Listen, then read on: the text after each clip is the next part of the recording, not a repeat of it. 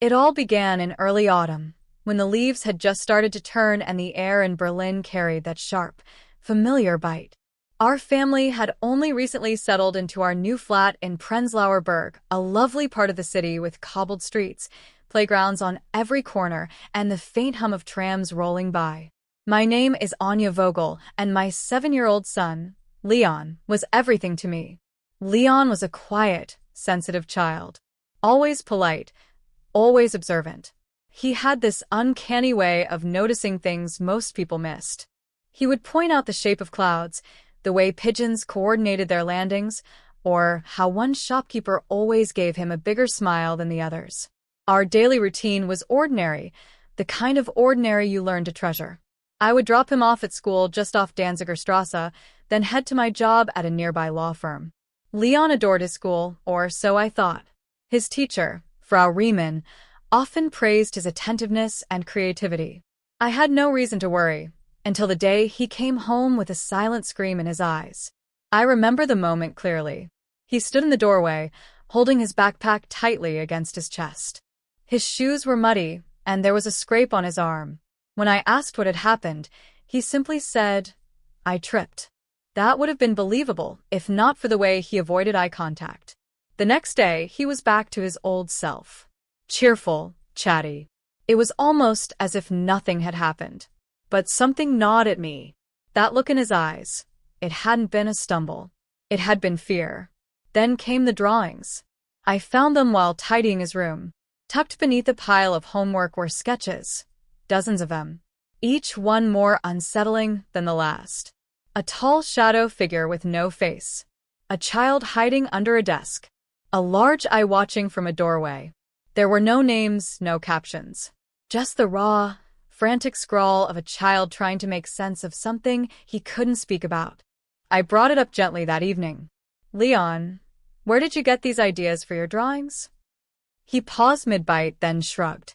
"From school. Just stories." "Stories from who?" He hesitated. "Someone at school. It's a game." My stomach tightened. I asked more, but he refused to elaborate. "It's just pretend," he insisted. "It's just for fun." But no child draws like that for fun. That night, I sat by his bedside long after he fell asleep, listening to the faint rattle of the tram passing by. My thoughts were racing. Something wasn't right. Something, or someone, was slipping into the edges of Leon's life. And I had no idea who, or how dangerous they really were. The following week, I decided to arrive early for school pickup. I stood across the street from the school gates, half hidden behind the cafe awning, sipping a lukewarm cappuccino. I watched the children pour out, loud and chaotic as always. But my eyes were locked on Leon. He walked slowly alone, his rucksack hanging unevenly off one shoulder. He wasn't chatting like the other kids. No bouncing steps. No smiles. That evening, as I folded laundry in the living room, I asked him about school again. "Did anything strange happen today?" He shook his head without looking up from his book. "Just maths. And lunch. Frau Riemann was happy with my painting." "What did you paint?" "A wolf in the woods." I frowned. "Why a wolf?" He shrugged. "It's part of the story." "What story?" Again, the pause. "The one Mr. Weber tells us." I sat up straight. "Who's Mr. Weber?" Leon blinked. "He helps Frau Riemann sometimes." "Only sometimes. He's not a real teacher." That was the first time I'd heard the name. The next morning, I approached Frau Riemann in the school hallway before class. She was warm, as always, with her impeccable blouse and gentle voice. "I wanted to ask about someone named Mr. Weber," I said casually. Her brow furrowed. "Mr. Weber?" "Yes." Leon mentioned he visits the class. "Oh, right. He's one of the school volunteers. He reads to the children on Tuesdays and Thursdays. Retired, I believe. Lovely man." I tried to keep my tone light. "How long has he been volunteering?" She gave it some thought. "Just over 2 months now." "Why do you ask?" "No reason really," I lied. Leon mentioned a story he heard from him. I was curious. Later, I requested the visitor log from the front office. I said it was part of a parent volunteer program I was helping with. The receptionist handed it over without question. There he was. Martin Weber. Signed in every Tuesday and Thursday. No photo. No identification beyond a scrawled name. No record of any background check. I returned home with the logbook copy clenched in my hand. That night, Leon was unusually quiet during dinner. He barely touched his food. His fork scraped softly against the plate, and his eyes were glazed, staring at something far away. "What's wrong, sweetheart?" "He was angry today," Leon whispered. I felt a chill travel up my spine. "Who?" "Mr. Weber. He said we shouldn't tell anyone about the game." "What game?" Leon's voice dropped to a frightened hush. "The secret game in the cupboard." That was the moment I knew. This wasn't a child's imagination. This wasn't just make-believe or a harmless story. Something was terribly wrong. And it had a name. Mr. Martin Weber. The next morning, my mind raced as I walked Leon to school. He held my hand tighter than usual, glancing up at me every so often as if seeking reassurance. I wanted to turn around, take him home, and never let him out of my sight again. But I needed answers. And if I removed him now, I would never know the full truth. After I dropped him off, I waited nearby, hidden behind the trees lining the outer fence. I watched the school windows, waiting for a glimpse of this so-called volunteer.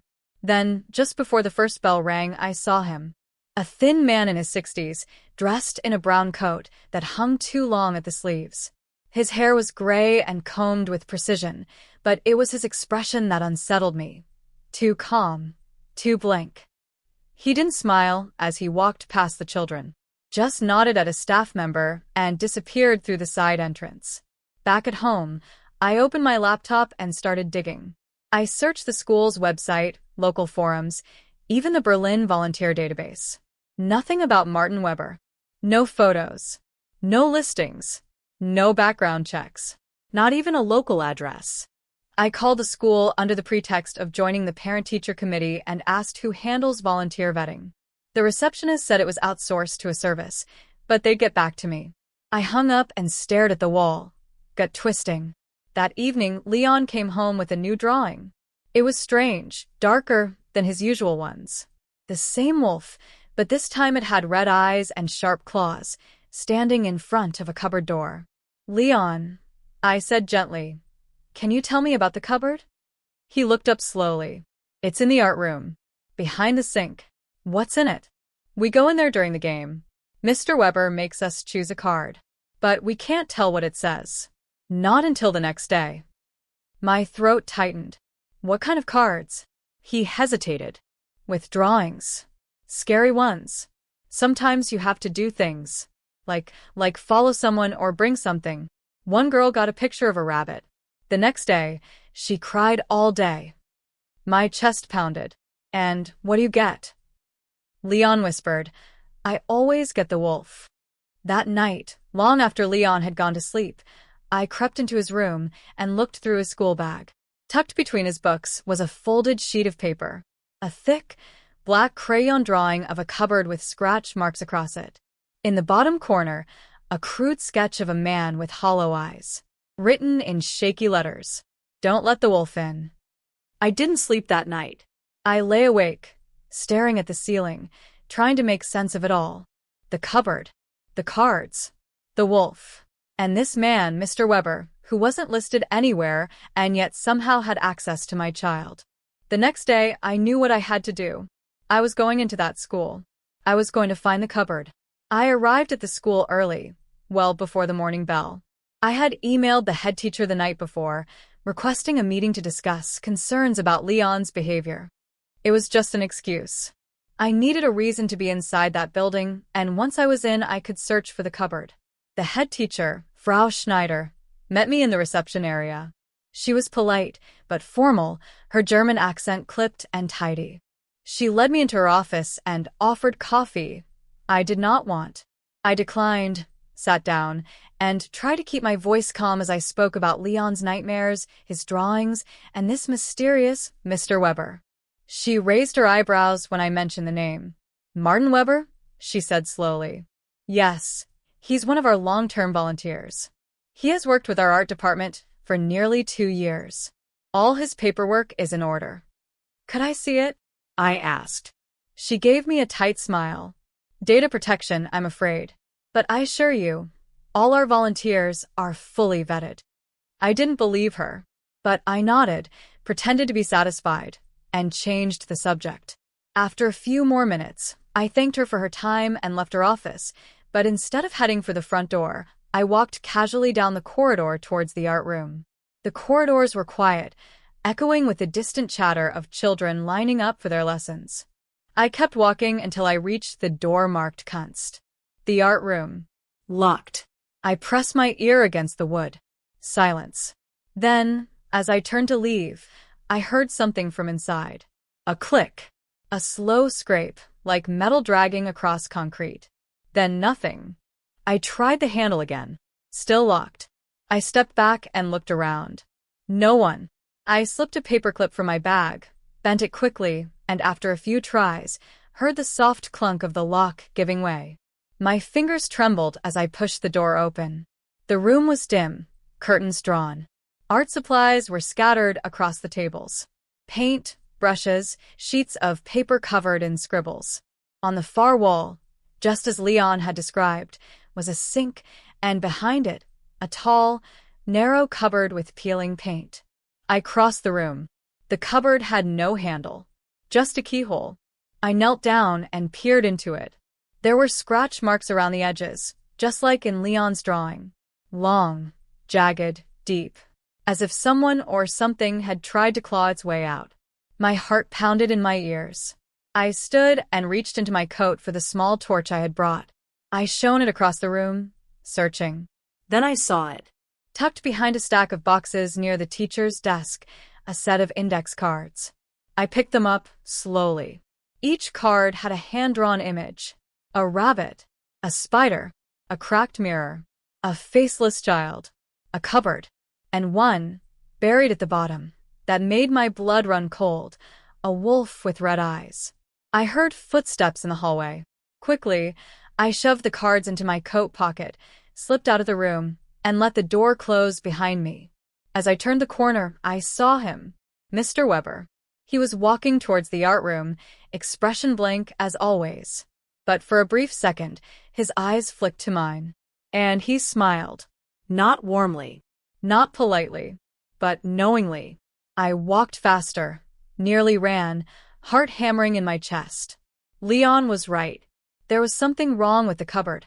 And Martin Weber knew I had seen it. That night, Leon barely touched his dinner.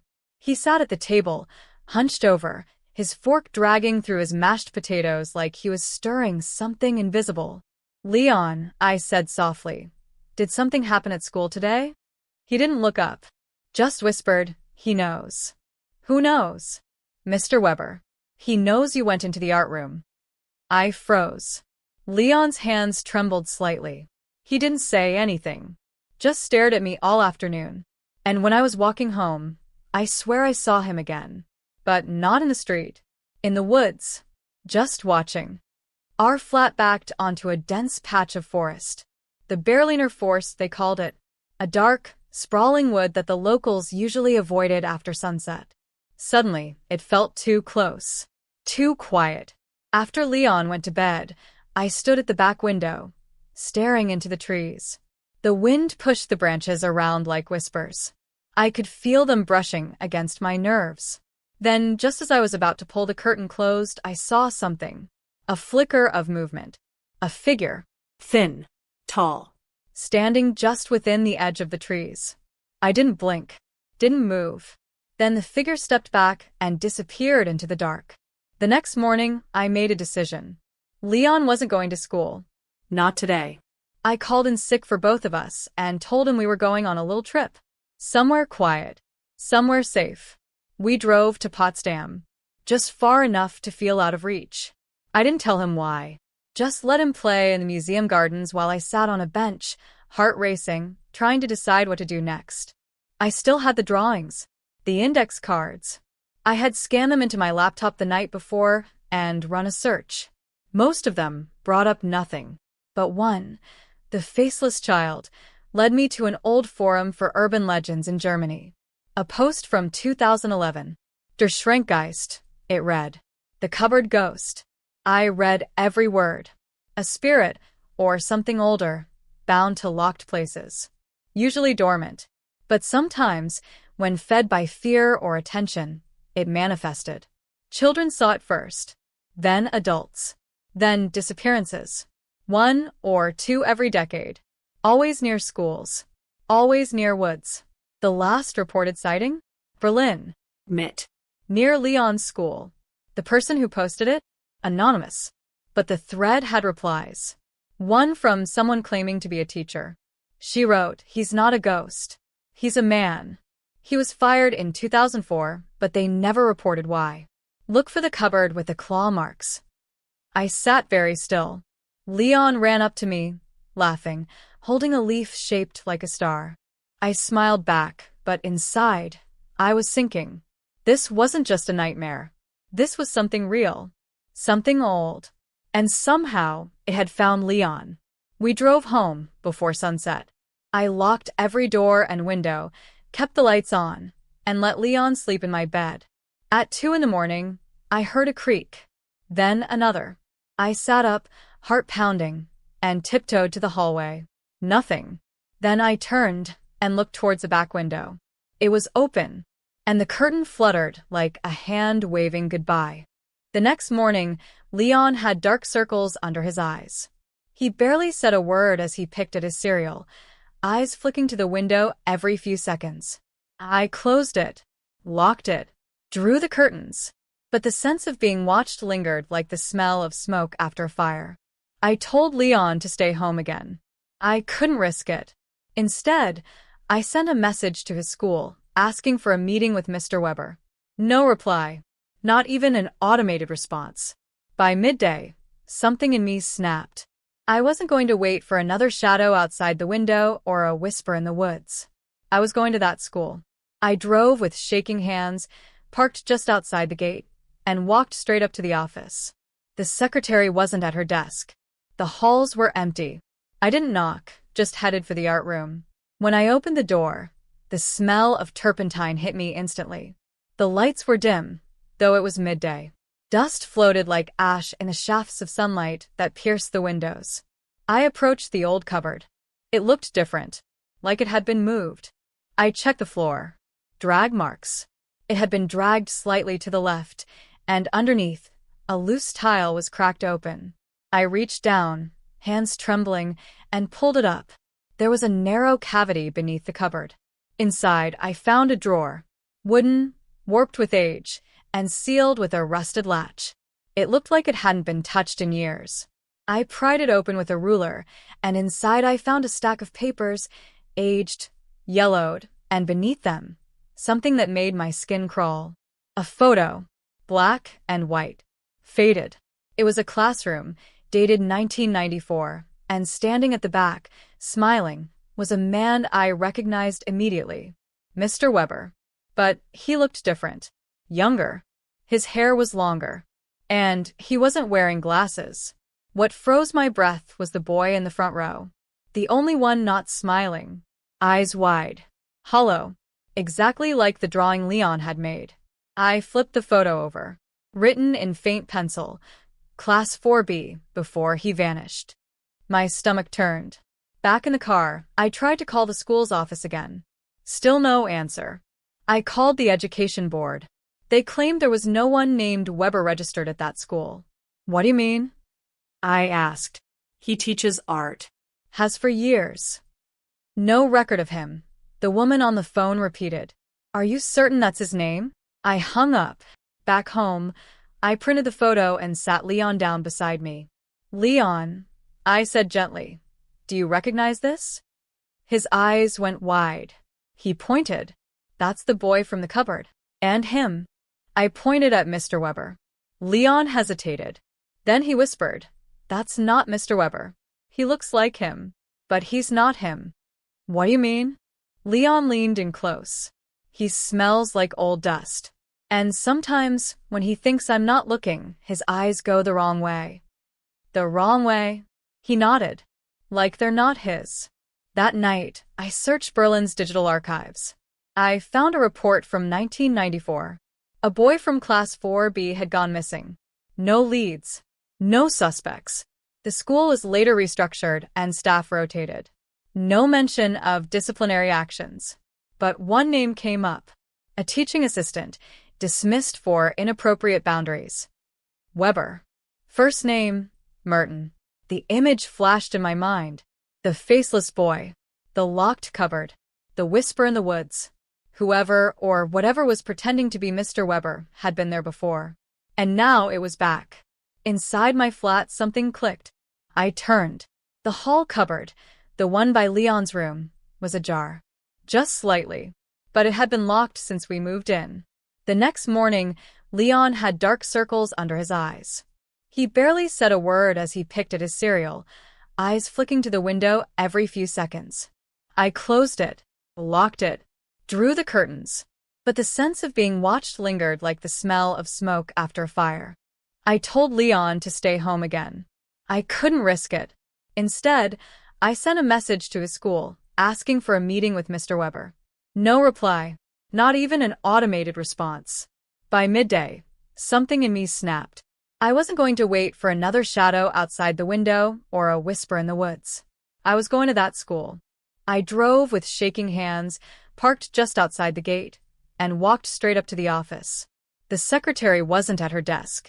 The halls were empty. I didn't knock, just headed for the art room. When I opened the door, the smell of turpentine hit me instantly. The lights were dim, though it was midday.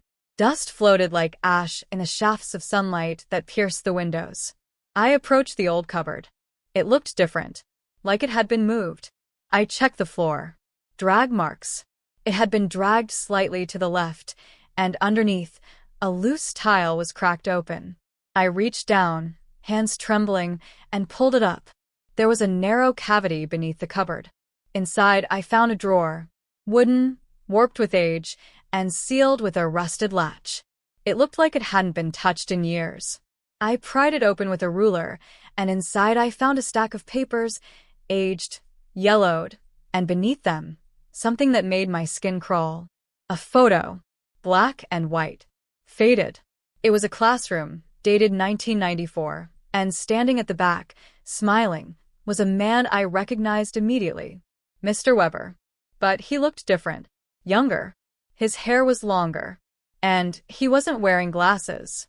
What froze my breath was the boy, in the front row. The only one not smiling. Eyes wide. Hollow.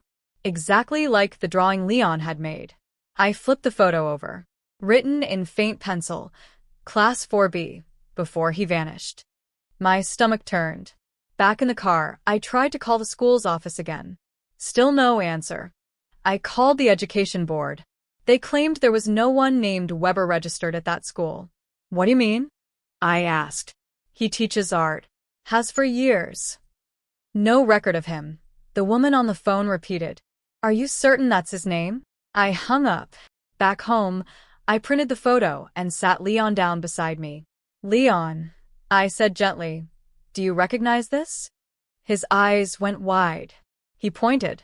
That's the boy from the cupboard. And him. I pointed at Mr. Weber. Leon hesitated. Then he whispered, that's not Mr. Weber. He looks like him. But he's not him. What do you mean? Leon leaned in close. He smells like old dust. And sometimes when he thinks I'm not looking, his eyes go the wrong way. The wrong way? He nodded. Like they're not his.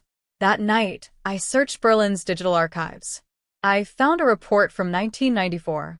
A boy from Class 4B had gone missing. No leads. No suspects. The school was later restructured and staff rotated. No mention of disciplinary actions. But one name came up. A teaching assistant, dismissed for inappropriate boundaries. Weber.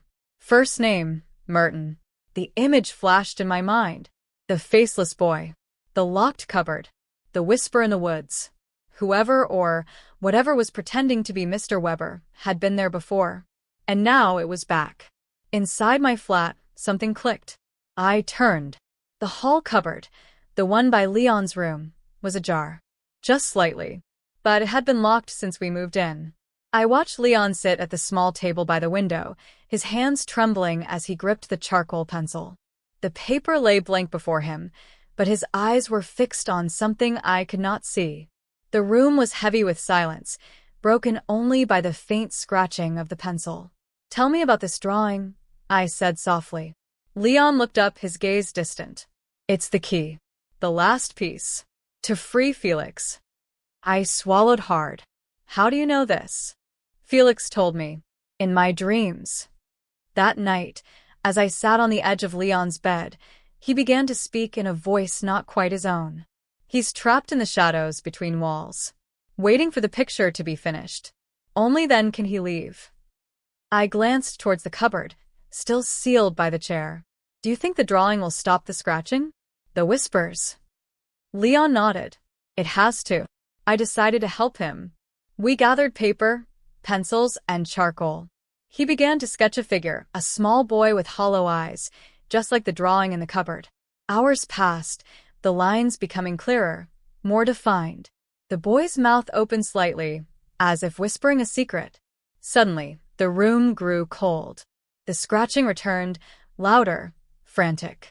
"Almost done," Leon murmured. A shadow flickered near the cupboard. I froze. "Leon, hurry." He finished the last stroke. The boy's image seemed to shimmer faintly on the paper. The scratching stopped. The whisper followed. "Thank you." The cupboard door slowly creaked open by itself. Inside, the space was empty. No drawings, no boxes, nothing but silence. Leon smiled weakly. "He's gone." I felt a strange relief, but also an emptiness. Felix was finally free, but the darkness that clung to our home had left its mark. The next morning, I contacted Dr. Adler again. He assured me that with Felix's spirit released, the haunting would end. Yet, as I closed the phone, I noticed Leon's sketchbook open on the table. A new drawing stared back at me, a tall man with cold eyes and a shadowed face. I knew then the story was far from over. Days passed quietly, but the unease lingered like a thick fog in our apartment. Leon tried to return to normal life, but his eyes often darted to corners where no one stood. The sketchbook with the tall man remained open on the table, as if waiting to be noticed. One evening, as rain tapped softly against the window, I heard footsteps echoing down the hallway. Not Leon's, not mine, heavier, deliberate. I called his name. No reply. I moved towards the living room and saw the shadow from the drawing flicker briefly on the wall. My heart pounded. Leon stood frozen near the window, his face pale. "He's back." Before I could ask who, the lights flickered and a cold wind swept through the room, though every window was closed. "Who?" I whispered. Leon's voice trembled. "The man from my drawings. The one who trapped Felix. He wants something else now." The temperature dropped further, and the whispering began again, but this time it was different. Harsher, angrier. I tried to steady Leon. "We have to face this. Together." Suddenly, the sketchbook slammed shut on the table. The shadow moved, taller and darker, stretching across the walls and floor. A voice, deep and chilling, filled the room. "You freed the boy, but his freedom comes at a price."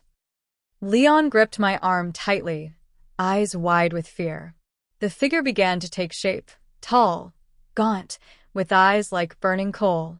"Why here? Why us?" I demanded. The shadow smiled cruelly. "Because you hold the final piece. The drawing that will seal my fate, or yours." I knew then we were trapped in a battle far beyond anything we had imagined. The night stretched on, and the shadows crept closer. We had no choice but to fight. The room was cold and silent except for the steady breathing of Leon and me. The shadow loomed, waiting, as if eager for the final move in this deadly game. Leon reached for the sketchbook with trembling hands. "This is the last drawing. The one I never finished." I watched as his fingers traced the incomplete figure, a dark, twisting shape that seemed to writhe on the page. "We have to finish it," I said. "It might be our only chance." Leon nodded, swallowing his fear. Together, we began to draw, each stroke heavy with hope and dread. As the figure took shape, the shadow writhed in pain, twisting and shrinking. The room grew warmer, the air lighter. But the shadow was not done yet. With a roar that shook the walls, it lunged toward the sketchbook. I threw myself forward, holding it tight. The dark figure dissolved into smoke, vanishing into the night. Silence settled, broken only by our racing hearts.